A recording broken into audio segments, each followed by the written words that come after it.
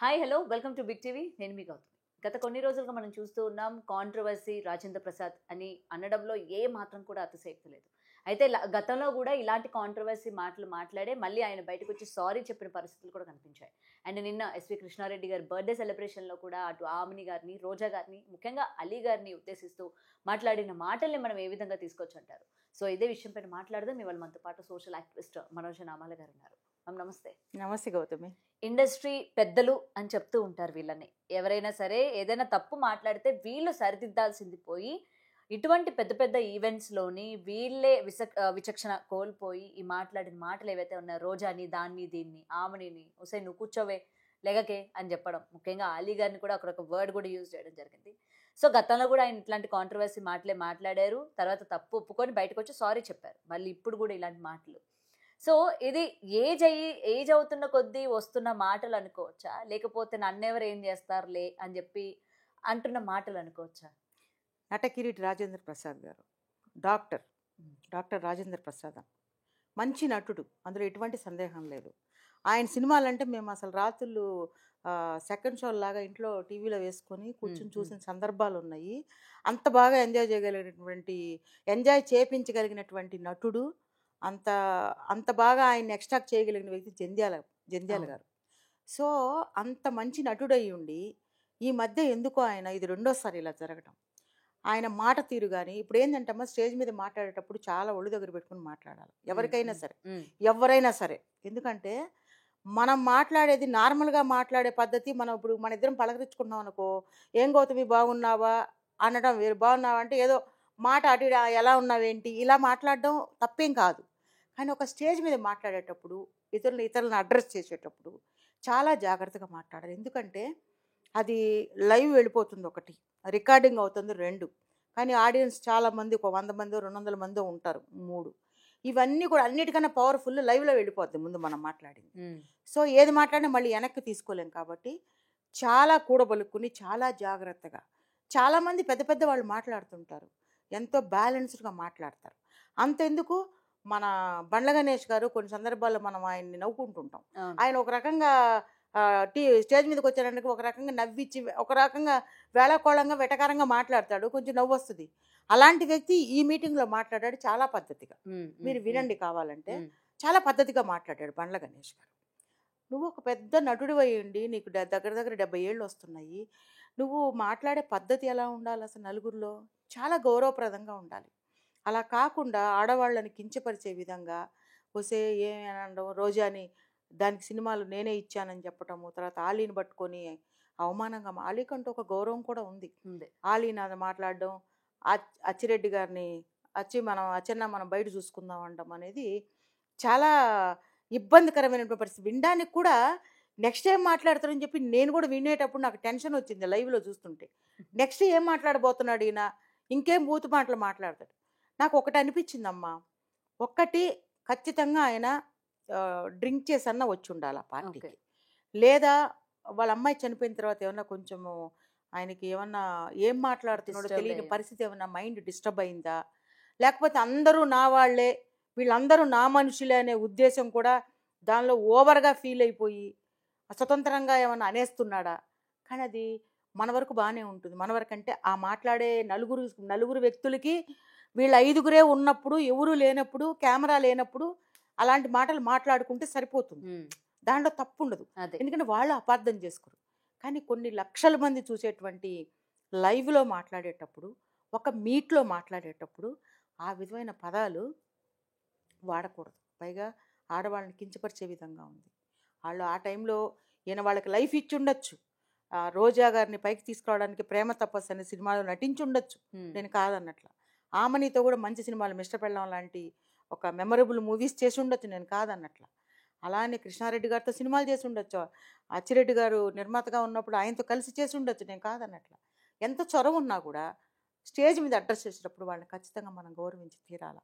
నేను ఇందాక కూడా అంటున్నా, మళ్ళీ చెప్తున్నా, 5గురు కూర్చున్నప్పుడు ఎవరు లేరండి, వీళ్ళు 6గురో 5గురో ఉన్నారు, ఒరే తరే అని ఎలాగ మాట్లాడినా కూడా ఎవరు రికార్డ్ చేసేవాళ్ళు ఉండరు. కాబట్టి ఆ ఫ్రెండ్లీనెస్తో ఎంతైనా మాట్లాడచ్చు. కానీ ఒక స్టేజ్ మీదకి వచ్చినప్పుడు పూర్తి కాన్షియస్లో ఈ స్టేజ్ నాది అనుకోకూడదు.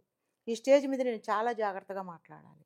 ఇది నాకు ఒక గౌరవప్రదమైనటువంటి ప్లాట్ఫామ్.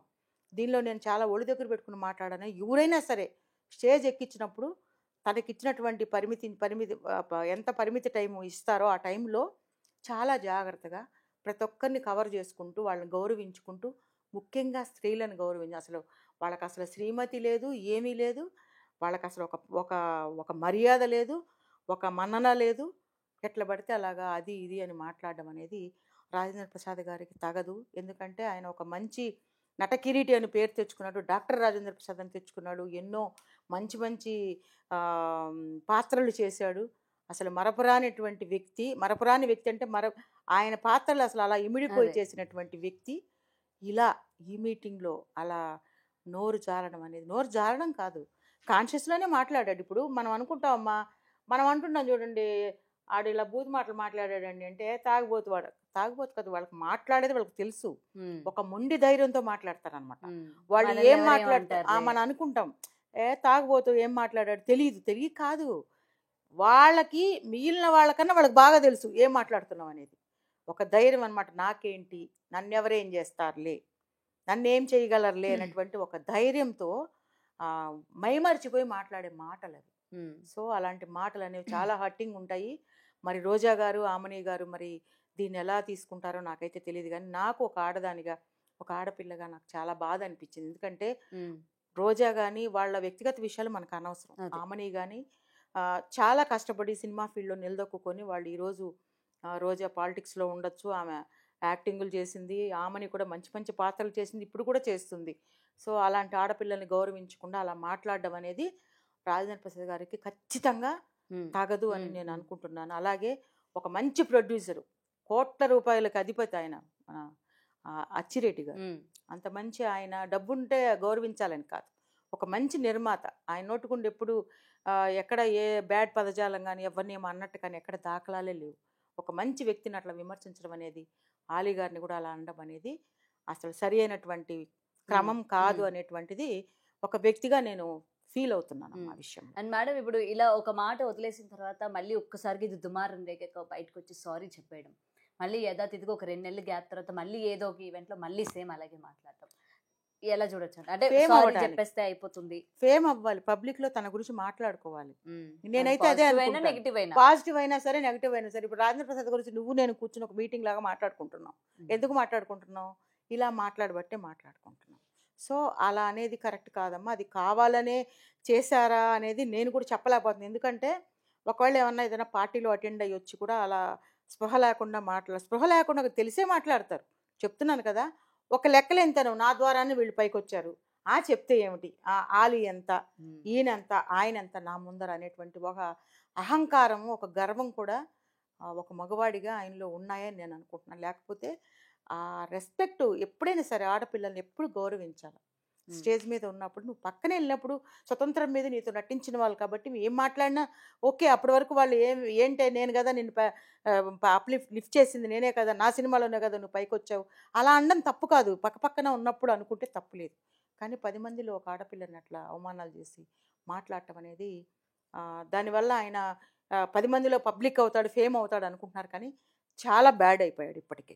సో ఈ సారీ అనేది ఉంది చూసారా, ఒక మనిషిని చంపినా కూడా సారీ అనే చెప్తారు, కానీ అది వర్కౌట్ అవ్వదు.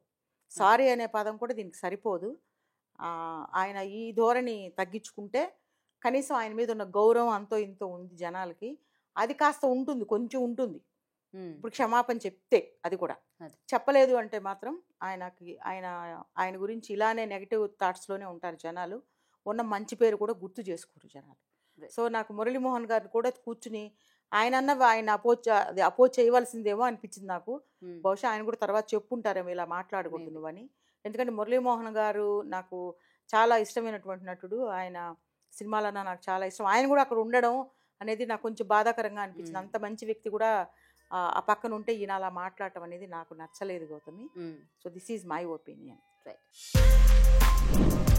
For more videos like this, subscribe Big TV channel.